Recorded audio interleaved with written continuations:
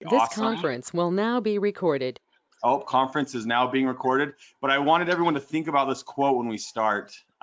This is a Warren Buffett quote, and I've been thinking about this since the coronavirus. It says, "Only when the tide goes out do you discover who's been swimming naked." And the reason I think that quote has relevance is this is the first time in my life that I can remember that I'm not getting the call about the student loan I don't have or the car warranty that I don't need. Everybody in the business world is retreating. The tide is gone out. We can see that there's a lot that are swimming naked. Right now, I've never ever in my short insurance career seen a time for us to attack. Like right now is the time to grow because everyone is on retreat. So today we have the opportunity to hear from two people that I know well, and I'm excited to introduce Beth and Mark Rogers with Trailstone Insurance. They're going to be sharing some awesome stuff today. So to start out, Cass kind of has this laid out with agency vitals. So Mark, do you mind letting us know your location and your length of time in business? Yeah, somebody just muted their stuff. That was crazy. I could barely hear you. So the question was what location? So the question was, we're going to learn about your agency vitals. Where's your location and your length of time in business? Sure. So we are in Denver area, southwest Littleton area. Okay.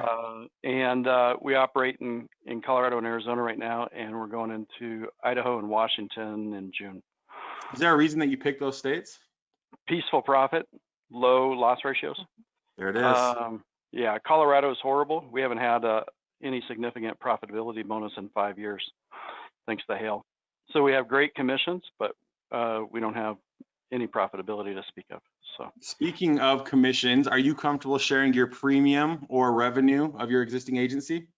Sure. Last year we ended at 12.6 million in premium, and we'll probably hit 15 million tonight or tomorrow night, and for this year. And then revenue for 19 was 1.76.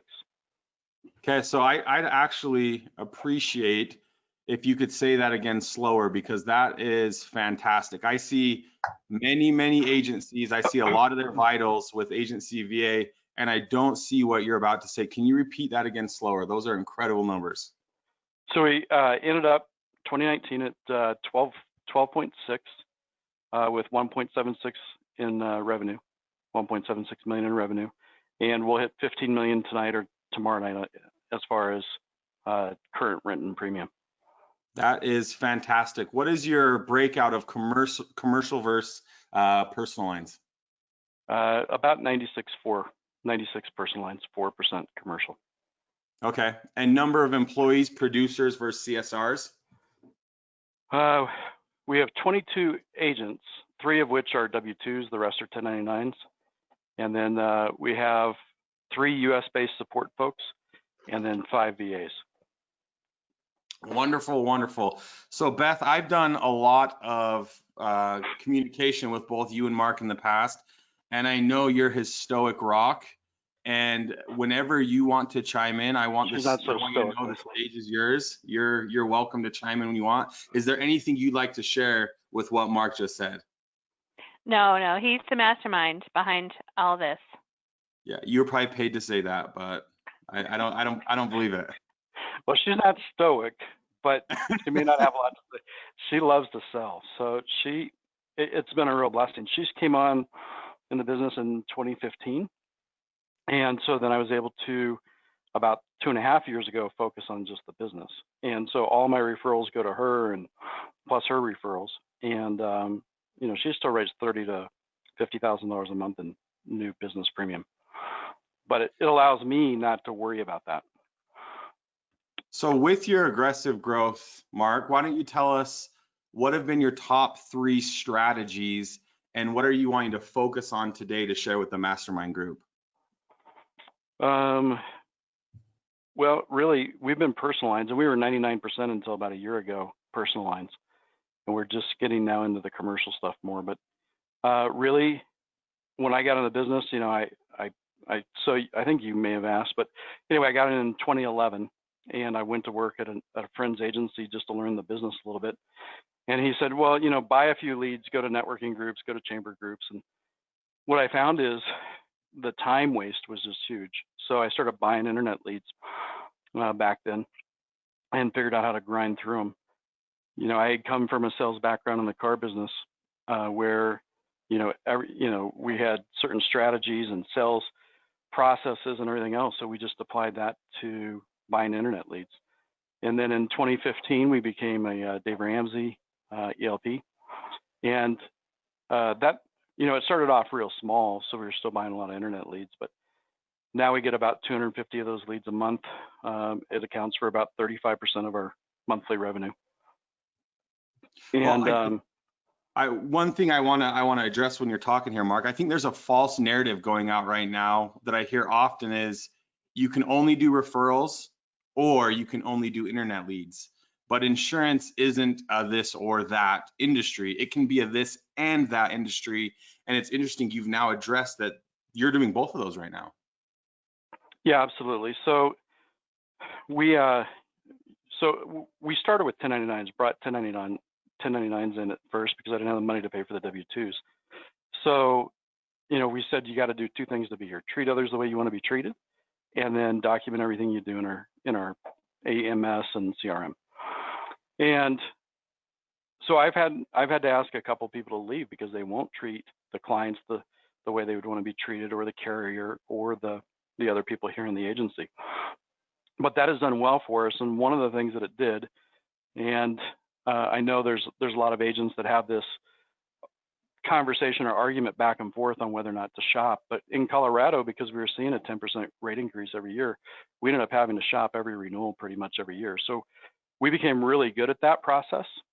And, you know, I think we've talked about on here before the flywheel, right? You know, your service, your sales, and everything starts to go faster and faster. So what we found out is when we shop these people and truly shop them and not just review like most agents say, the unintended consequence was referrals.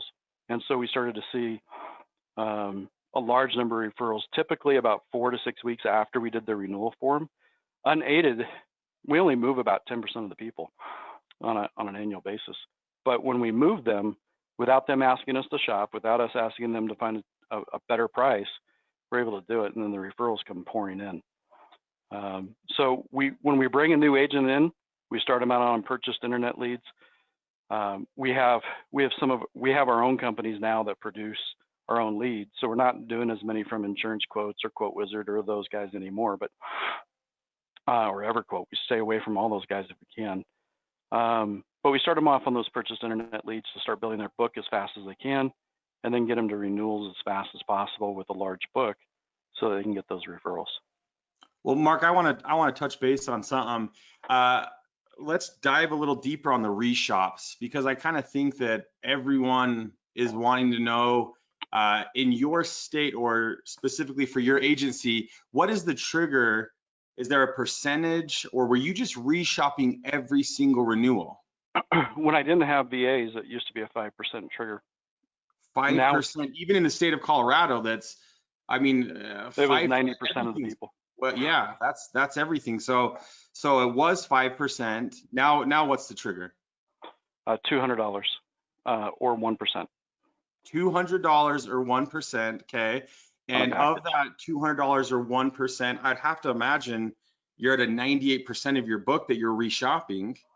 Yeah, it runs low 90s actually, because, you know, just changes in lifestyle. But yeah, it's in the 90s. Okay, so you're in the 90s on that. Give me some specifics on how deep you dive in the reshop. Do you get final numbers from the carrier? Do you provide them an indication? What do you give them? So in between, we use Easy Links for our AMS. We have Retention Center on there. So that tracks it. Then we move that over manually, unfortunately, into Infusionsoft to start a renewal shop process. It goes to the VAs. We have 2 VAs dedicated to renewals in the Philippines. And so they shop it. They go, they pull the deck pages. They know what everything is on there. They double check to make sure everything is compliant and meets the excuse me, meets the standards of the current policy or the expiring policy. Sends it back. Then they go all the way through. They get a issue ready quote from a carrier, and so we use EasyLinks Multi-Rater. So they will actually bridge in and make sure that it is issue ready. They will create the email. We have templates built for that. They create the email. They send it back to our U.S.-based insurance agent. She's actually, we call her our renewal manager, and she double checks it and then sends it out, and then facilitates the move if there's savings, or facilitates any questions if we can't find a better deal. And you said under 10% are accepting that reshop? Well, typically we only find about 10% of the people should be moved. Okay. What we have found also is are you spending time on the other ones telling them that where you're at is where you should be, or do you not address that? Yep. So if we can't save them money, they get a whole grid of all of our carriers and what the price is. So they see, every auto owner's Allstate, Encompass, all the way through and we have 20 plus carriers listed in that sheet. So they feel like, hey, we're touching base with everybody. That's interesting. Yeah. So you provide that, and is that indication the one from EasyLinks, or is that a template that you guys have? It's both. So we plug in the numbers from EasyLinks into a spreadsheet.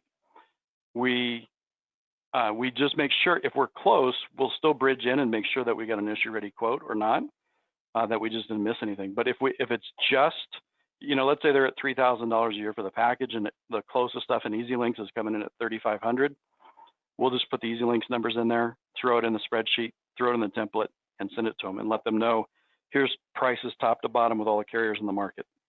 Do you send that through email or text, or how do you get that to them? That goes Outlook.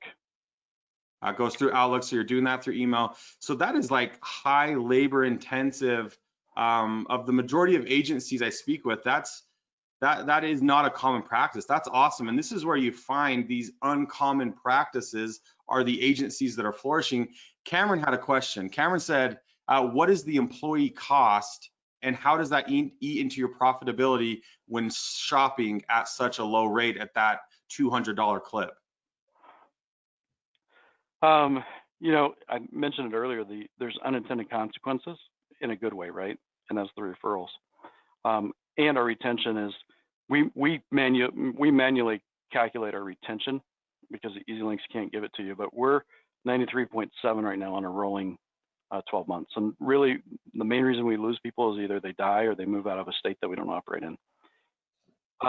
It's hard to calculate overall, and I don't even bother, because let's say they're at $5,000 a year and we move them to a policy, and there has to be one qualifier is two.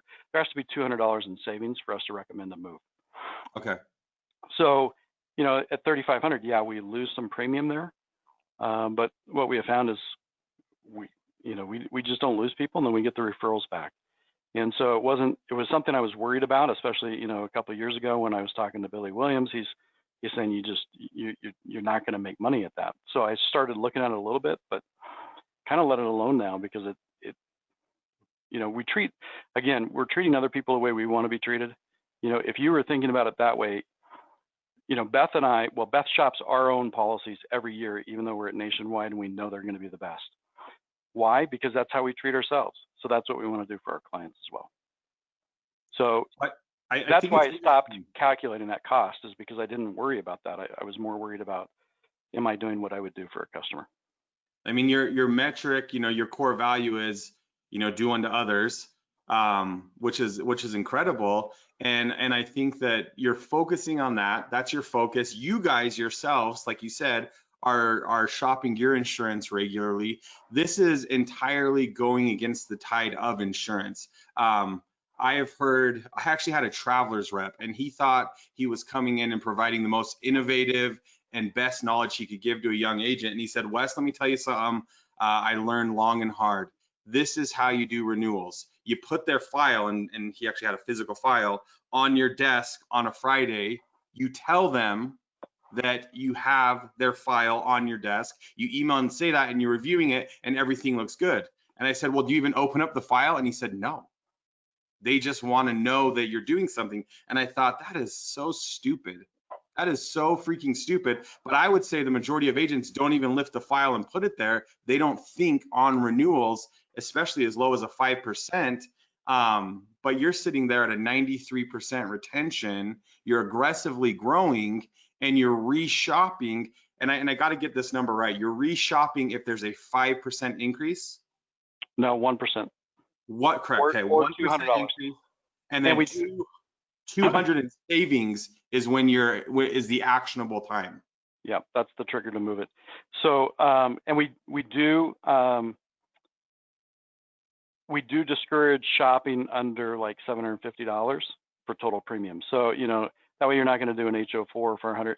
You know, an HO4 is not going to, you're not going to save them any money going from $200 down to $0. So there's no reason to shop those. And we will review those if there's something crazy on them, but we don't spend a lot of time on those. So a question came in, and it says, do you feel that people are focused on numbers only? And everyone loves to say this: you sell on price, you lose on price. I mean, I hear that so many times. So do you feel that people are only focused on the numbers? Not our clients and not our team either. No. So we take it a different approach. We just say, you know, when we do an interview with someone, everything to do a personalized quote, you can pretty much get online for $1 in 60 seconds of time.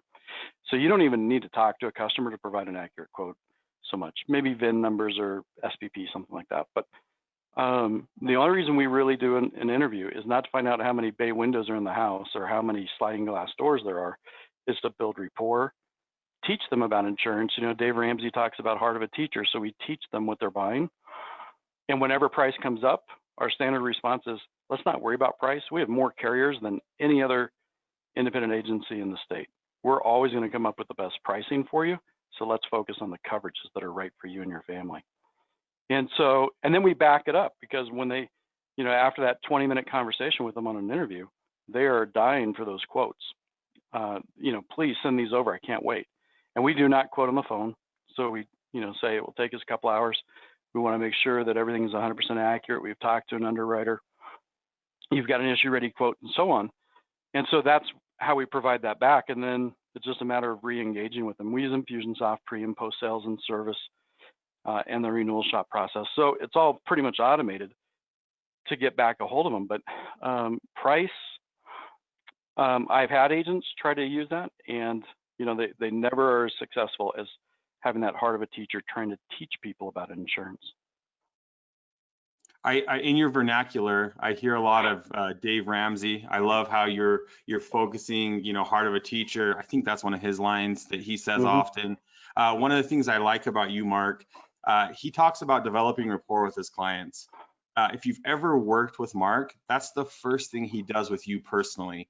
And I've been fortunate enough. Me and Mark have had late night conversations of which I was extremely uplifted, and he did develop that rapport. He took some time with, you know, a young stupid agent like myself, and I was able to learn a lot from Mark. And it is and does go far when you do take the time to develop that rapport.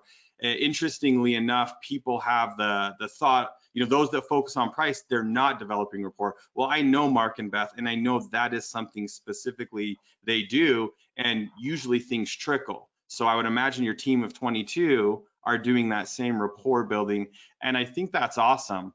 Inside your community, Mark, because I know you're a big community guy, what is one thing that your agency is known for? Well, yeah, I'm a big community person personally, but not with our agency. Really? Yeah, I mean, I'm involved with a lot of stuff here, but we don't sponsor anything really. You know, remember, we're selling into Arizona, Colorado, and the whole state of Colorado, whole state of Arizona, going into the whole state of Idaho and Washington. So we don't focus on a lot of things like that. I mean, we don't do welcome kits. I don't even have magnets for people's deals. And people have asked when they've come on here, you know, hey, I need this and that. I said, all you really need is business card and your computer. We say, any place you have high-speed internet, you can work. And we had a husband-wife team 2 years ago go to Costa Rica for a year and sold, I don't know, $600,000-$700,000 in between the two of them down there, without any of those type of aids. I know some people, it depends on their community. We're not a Main Street office. We do not want walk-ins. We do not want people to be bringing a check in to pay us. You asked about what we focus on for success. It's the 30 to 60-year-old homeowner that's married that prefers to do business by technology. If they want to do face-to-face handshakes, that's not our client.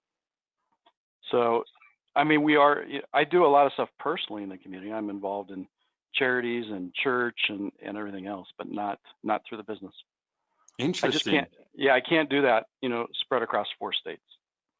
Interesting. So you have a clear separation of the agency's involvement in the community and Mark Rogers' involvement in the community, and have distinguished that very well. Well, that's awesome. So reshopping, you are clearly making profitable. Retention, you're sitting at that 93.7%. I really want to spend a lot of time, if you're welcome to it, on what are you doing to grow? Because you're growing right now in a time where not just insurance, but business is retreating. The best time to attack is when everyone's retreating, and you guys are attacking and growing so aggressively. Can you share some specifics on what is helping with that growth? Yeah, well, Cass has said it a lot in here, right? When you stop selling, your business is going to grow. And so, when I had that conversation as well with Jason, I guess it was December of 17, Beth and I were at a point where, we were kind of figuring out, in between the two of us, we have about a $3.4 million book kind of personally that we still manage. And I'm like, I don't really need to do this much more. We can just kind of back off and relax and enjoy it. But, Jason was I wasn't even paying attention to Amazon, Alexa, Google, all the things that are coming in the future. And so he kind of brought it to, these things are going to be happening. And that's when I started to think about it. And I told Beth, I said, we either need to go sell the agency or we need to get bigger in the agency. And so obviously we decided to get bigger. And at the time, I think we were about $6 million. And so we started making plans just to transition me out of sales. And so the biggest thing was getting the lead sources and the processes in place and the automation in place to drive those leads at a good closing ratio, at a good price, good ROI. And that's what we've been focusing on for the last couple of years. So the biggest change was really getting our automation fully built out with Infusionsoft in the last 15 months now. And do you think that's ever going to end, or do you think that's an ongoing process, building that automation, those systems? I want it to end. But yeah, I spend too many late nights on it, or Saturdays working on it. I don't think it's going to change it's going to continue to change, which means I can't stop from working on it for probably the next 2 years. So, Varuna or Neon's coming in the market. We've looked at that. We decided to put Varuna off for a year, at least. We're staying with EasyLinks now that their Zapier integrations are getting better and better. So I don't think it's really going to change. Amazon and Google, they've got too many resources. They want back into this renewal, annuitized income. And so they will be back for us, even though they've kind of retreated right now. As I understand it, Google didn't stop spending money on their insurance department. They just stopped selling insurance, but they've still got people working on it. Well, they still have ownership inside of some very big players in the insurance game, and they still have their hands on large amounts of data. The individual, or most specifically the insurance agent that believes that Google will retreat, that's false. Google doesn't retreat, and Google, they're even while they're sitting on the sideline, their machines are learning and taking that data in. They're not going to go slow. So I want to talk to something you said here. So when people think about automations, it can be a very daunting task. But automations in its most simplistic form, it's a system and process that frees up bandwidth for you or your team. So is there a specific automation that you can tell us about that you can think of right when you think of automation that yielded you the greatest ROI? And the ROI I'm talking about is that bandwidth, that freedom. Doesn't necessarily have to be profitability in dollars. It could be time. Is there an automation that comes to your mind? And can you like delve in on that a little bit of how it's set up and how it's working? Yeah. So one thing I'll add to what you're just saying there, Wes, is also whenever we look to do anything automated, if it's not bringing the relationship closer to us, then we don't want to do it. So that's our first test on whether or not we're going to use automation. And everything that we build, that's how we look at it. Is this improving our relationship with our client, or is it distancing us? So if it looks too much like automation or is taking the agent away from the customer, we don't want that. So that's the first thing. That's what I was going to say. Are you in your as you strive to make that personable connection, all of us can get an email and within seconds peg, okay, that's a canned email. How are you combating that? Well, we also use SMSs and RVMs. And sometimes the RVMs are just, in our onboarding process, 6 months down the road, they get an RVM that just says, hey, it's Mark over at Trailstone. I'm just checking in. No need to call me back unless you need something. Talk to you later. Explain the acronym RVM. For those Ringless voicemail, voicemail drops, Twilio. Powerful. Yep. So it can be something very simple like that, where they think that we're actually reaching out to them. So it's not just emails. Emails are the easiest one to spot now, and especially for AI, it's the easiest one for them to spot too, and then send it to either to your spam folder, to your spam folder, or to your promotion folder, which, both of them are kind of the kiss of death. Text and SMS and RVMs, not so easy to figure out for the customer right now. They will, but not right now. Well, as you're saying that, Mark, I thought about something interesting. Again, the starting, we went over your reshop, and the way you're doing it is against the grain and what I normally hear, and that's awesome. You're having success. It's working great. Something that we implemented at our agency that's applying everything that you just said, we went service center, 100% service center, and I don't believe that service center naked works. But what we did with our service center is we set up automation triggers. So after you were serviced by Safeco Service Center, you received, and it was everything you just said. Mark would receive a text, Mark would receive a ringless voicemail and an email, and all as we're doing to Mark is asking, Mark, how was your experience with our Safeco specialist? And we're not applying, much physical force or physical bandwidth to this, but in our attempt to go all service center, and as we paired it with automation simple, like what you just said, our engagement with our customers has never been better, and our retention has never been better. And so in the things that we do automation related, I think you have to be thinking, like Mark said, and reverse engineer. We don't want the automation to separate us. We want the automation to make that relationship stronger and fortify it. And is that something that you're seeing with your automations? Yep, absolutely. And you mentioned before, we can all spot the emails in a heartbeat, right? Mm-hmm. And customers are getting there too. But as I said, more importantly, the AI at Google and Yahoo and everything else, they're spotting it and moving that stuff. And then they even start to score the server that it's coming from. So it gets really, really bad there on the email side. So we've actually backed off email a little bit, other than some manual stuff that you send from your Outlook, which means it's not necessarily just a template.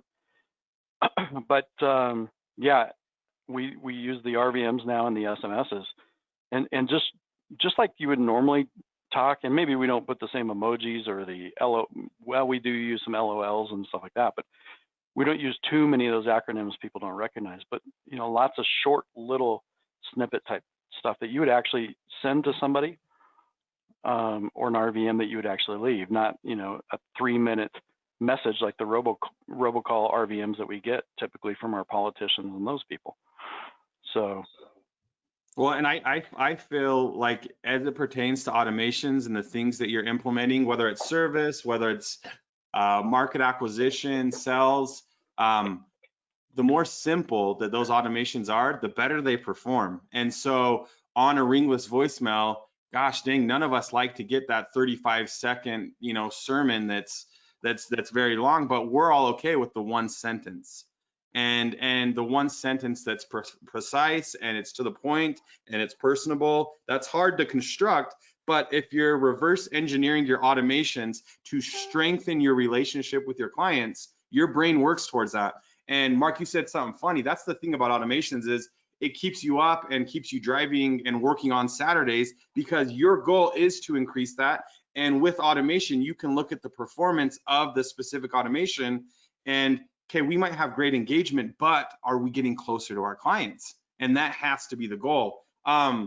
We've talked about a lot of your successes. I mean, you're clearly kicking some serious butt here in the insurance world.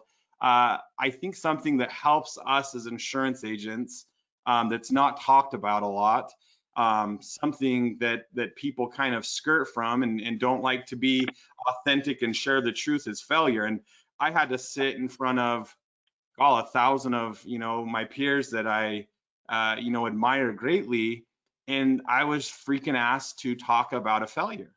And don't get up and share a success story, but talk about a failure that cost you, that hurt you. And I have got on stage and done things with successes, and it is what it is. But when I talked about a failure, you wouldn't believe how many people came up and were just like, Wes, I have that exact thing, I'm in that exact situation. So speaking specifically on a failure, what is one thing that cost you in your business that we as agents can learn from and avoid? Something that cost, something that hurt that we can avoid? Sure.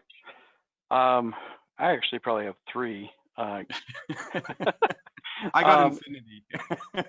But three bigger ones right now. I mean, I have a lot of little ones too, right? But big one right now that is still ongoing is we brought on a commercial producer, and he recommended somebody else from the same company. They were both let go at the same time with like 3 people. They supposedly overgrew, and anyway, brought on the first commercial producer, and he was doing great. He recommended somebody else from the same company, brought her on. I'd already called on his references, and they said, yeah, we laid him off because of downturn in business, and we just couldn't afford it. I didn't check the second person's references, and I should have, because now we're in a lawsuit.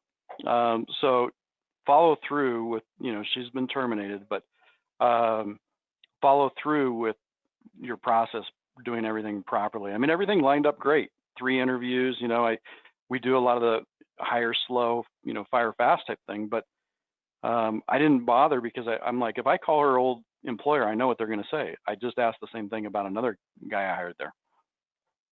Well, so I don't think you need to get into specifics, but I am curious if you're willing to share, what is the lawsuit specifically about? What happened? She is saying that basically she wasn't treated fairly compared to the other guy that was already here. How could you have avoided that?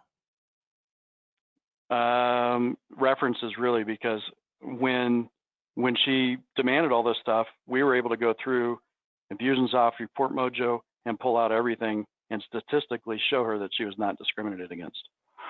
But come to find out that she kind of job hops every 2 to 3 years and doesn't leave a place until she has some type of settlement to leave through our attorneys. So I really screwed up by not doing a little bit more background and just taking it on faith, because first of all, the guy that was already here was saying raving things about her, and everything, when I interviewed her, everything seemed to line up right.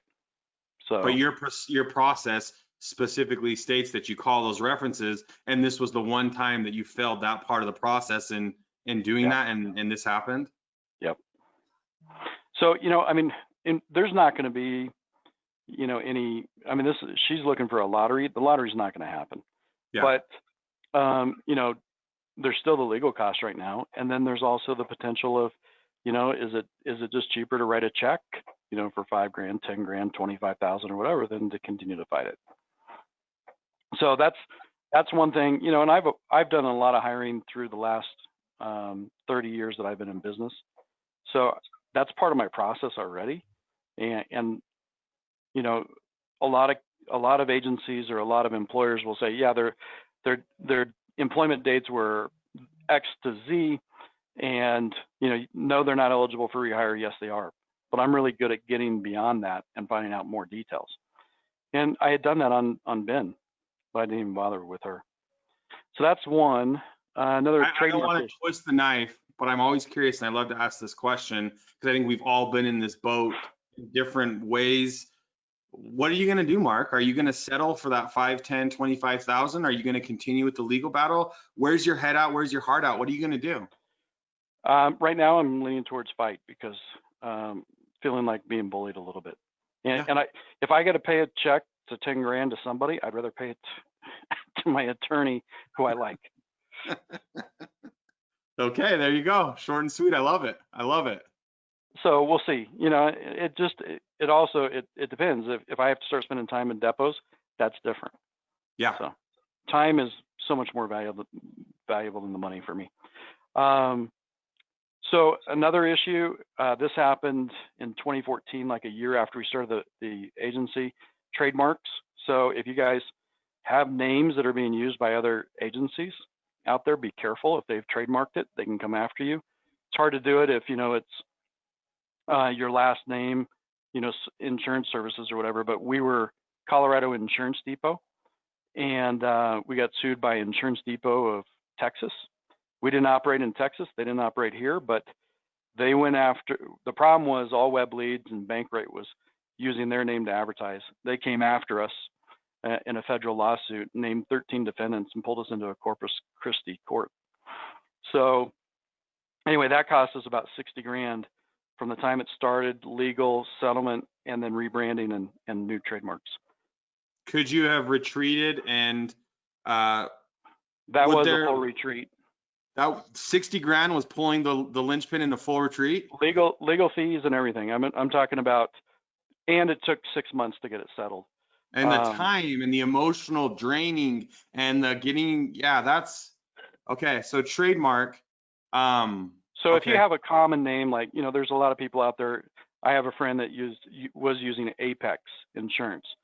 Well, he didn't know it, but there was a company in Illinois that had trademarked Apex Insurance. And so they could have come after him if they wanted to. Now, the real problem was not me. I wasn't the issue. It was Bankrate, all web leads were just slamming this stuff into his market. They were making spoof sites and everything else. But they had us kind of over a barrel because they're in the federal district that Corpus Christi is. So we had to hire an attorney down there and everything else. So it was just, be careful if you have more of a common name. That's why we picked Trailstone, because nobody else had it and we trademarked it. Well, I have it as well. I have it as well. So good luck. Trailstone? Good luck. No, in fact, I've had to defend it twice now in the last 5 years, Trailstone. So that here's will the cost you deal. money too. I had never I'd always equated the law industry and the insurance industry, and this is my wrong, I'm learning right here, as fiercely egotistical individuals, because never had I seen an industry that had so many last name businesses, you know, and I thought, okay, that's ego. Well, God, now that you're saying this, because I've never experienced anything with trademark as it pertains to insurance, it's easier if it's your last name. Gosh, you know, like that's my last name, you know, like, you can't trademark that. So that kind of changes things a little bit. And it would make sense that legal would do that. Maybe it isn't an ego thing, but this is just easy. We don't want to fight that, you know, trademark issue that we could have. That's a very interesting thing. That's a great point. Trademark. Your last name was Gallagher or something like that. But you know, you might have a real problem there because they have the funds to fight you. Yeah. So I don't know. I said 3 things. What was the third thing, Beth? Yeah, what was the third? So you've done the trademark and you had the gal. Oh, Marble Box. Yeah. Say it again. Marble Box. Oh, Marble Box. Yeah, that was a very expensive lesson. Why?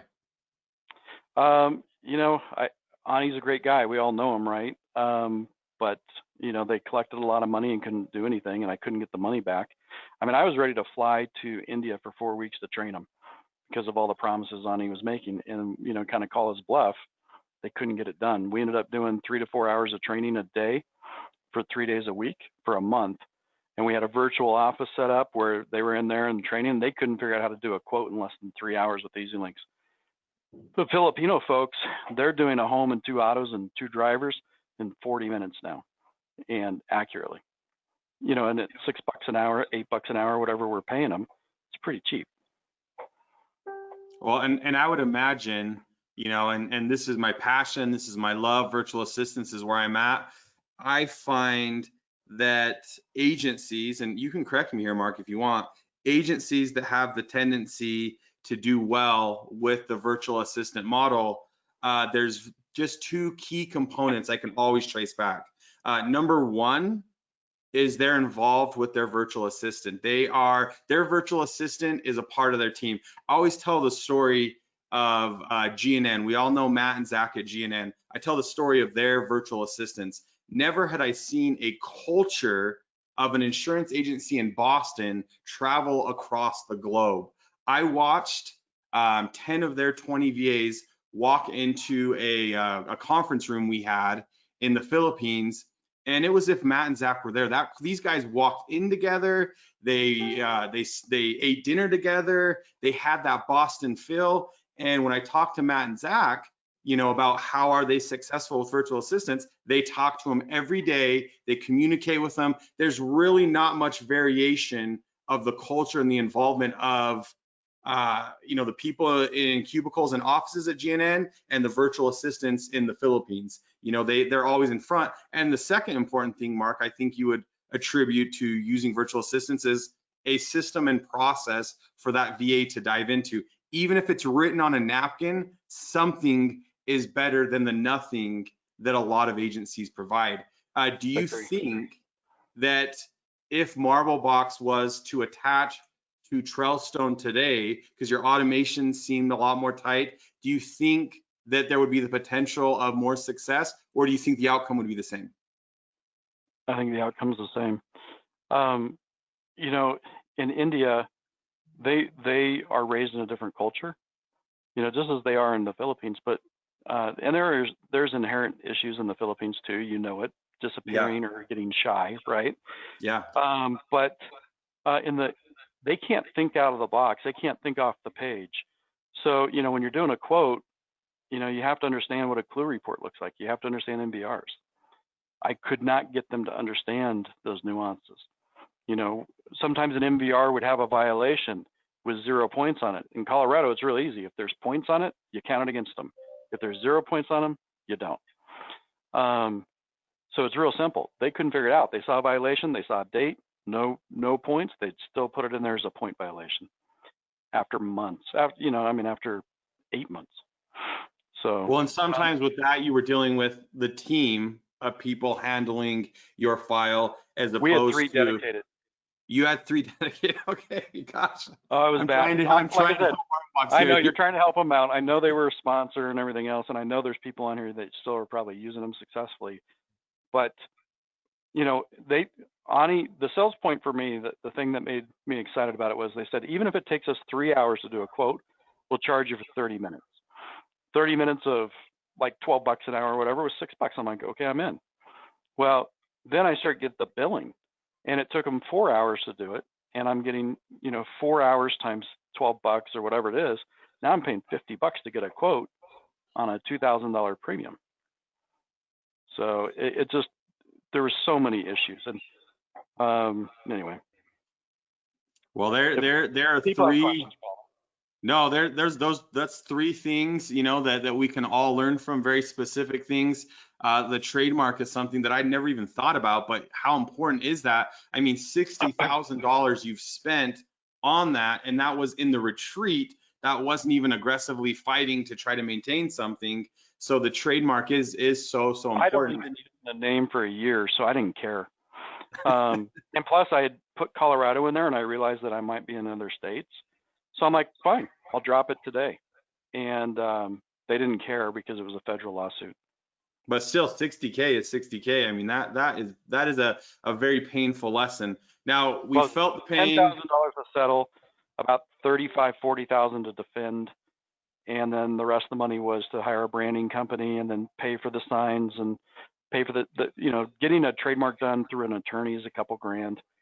So there's a lot of, that includes everything from starting at Colorado Insurance Depot and ending at Trailstone trademark. Good grief. Well, lesson learned, trademark, call those references, and work diligently with the virtual assistant stuff.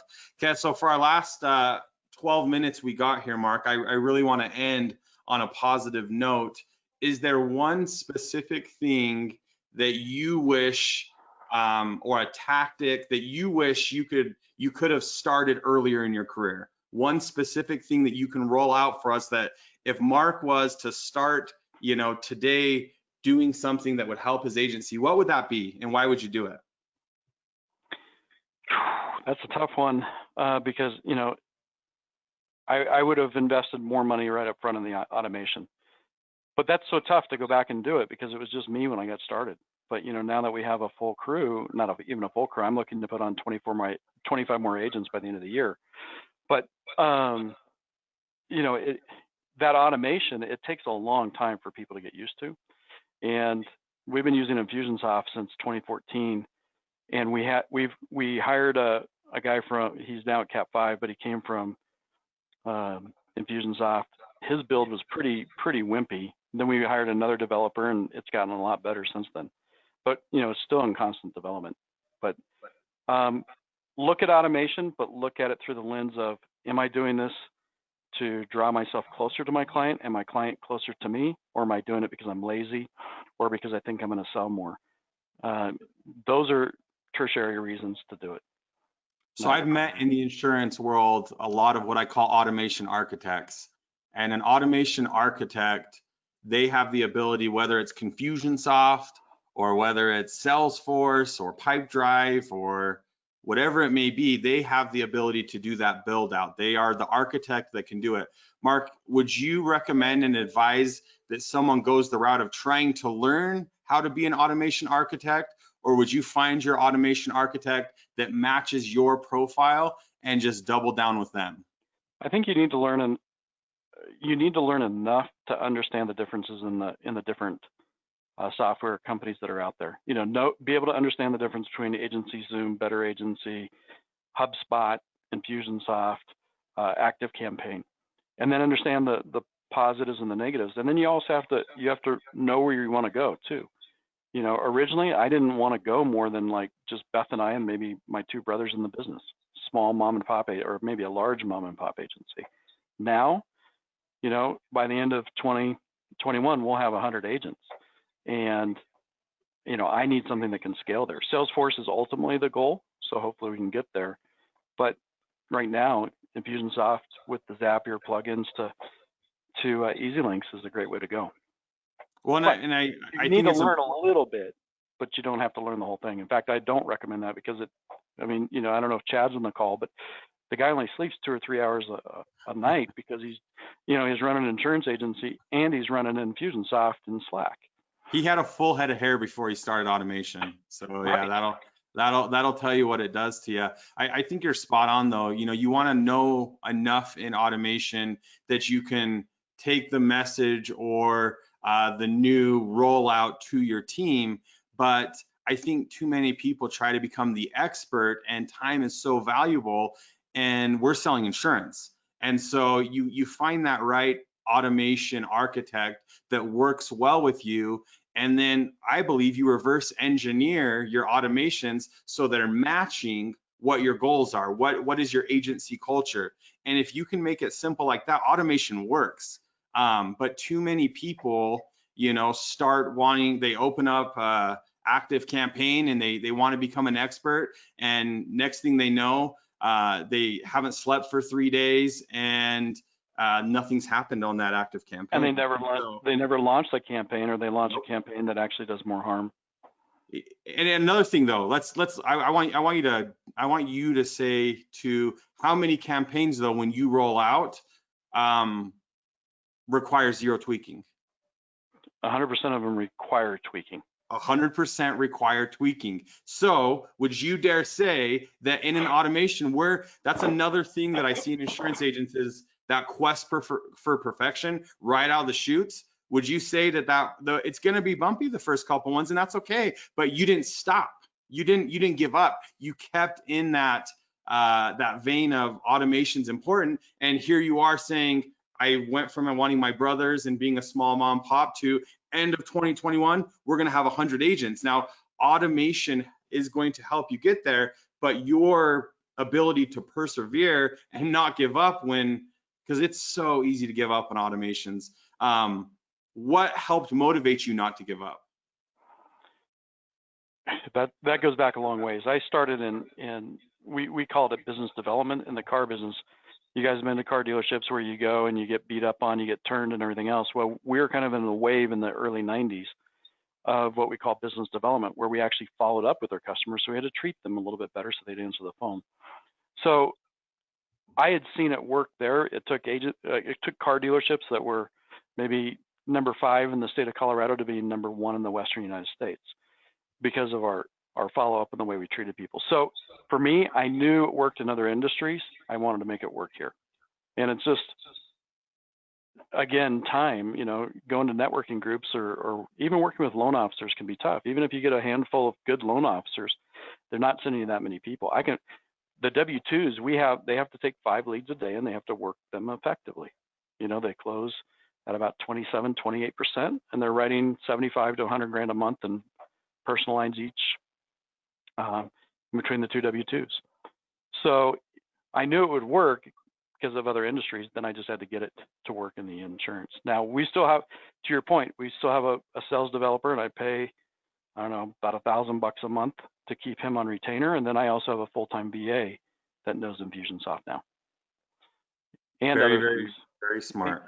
So I'm spending $2 grand a month on Infusionsoft on top of the seat fees.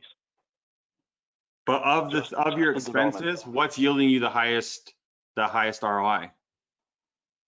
Well, it would definitely be our pre-sales automation, because we close a lot more than the average agency. Most agencies will make 3 or 4 or 5 attempts over 3 or 4 or 5 days, and then they're done with the lead.